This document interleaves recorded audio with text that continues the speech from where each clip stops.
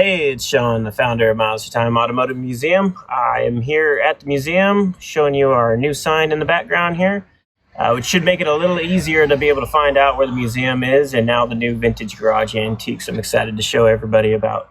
So I'm going to give you a tour of what the layout of the car show should be like this year and hopefully make it a little bit more clear so everybody knows what they're doing. But right now, where we're at right now, this front section of the old mill, this will all be spectator parking. So if you're not bringing a vehicle that'll actually be in the show, whether it's judged or just participating in the show because it's cool and you're proud of it, you'll be parking somewhere along this front section here. All right.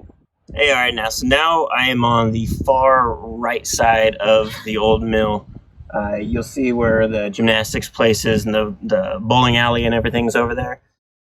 All of this area, again, this is going to be where spectators park. So if you just come into the show just to check it out, you'll want to park on this side of the building.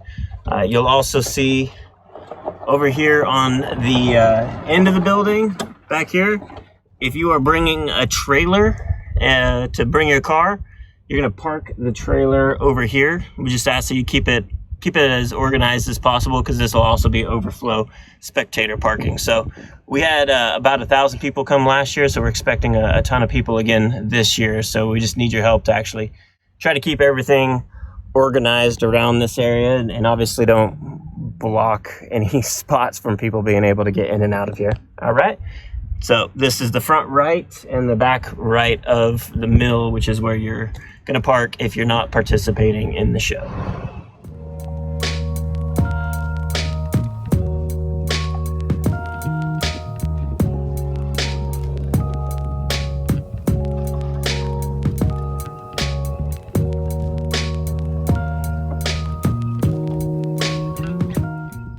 All of our vendors are all going to be on the section of the building you see here, but between the parking spaces and the building. That'll all be vendors. You've got our waterfall display there. This will be the front entrance. And then you've got this section here in between the parking lot and the building will be all of our vendors as well.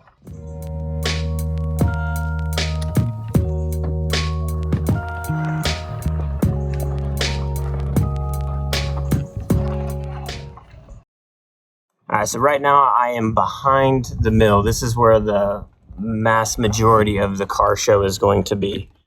This is our largest section of the parking lot. It's an old mill parking lot. Asphalt's not great, but we made quite a few improvements to make it more acceptable for as many cars as we possibly can. But this is where it's going to be important for us to organize the show cars back here so that we can fit as many of them in here as possible. And we're going to have hopefully some help to help organize everything as far as getting all the cars in here and making it as organized as possible.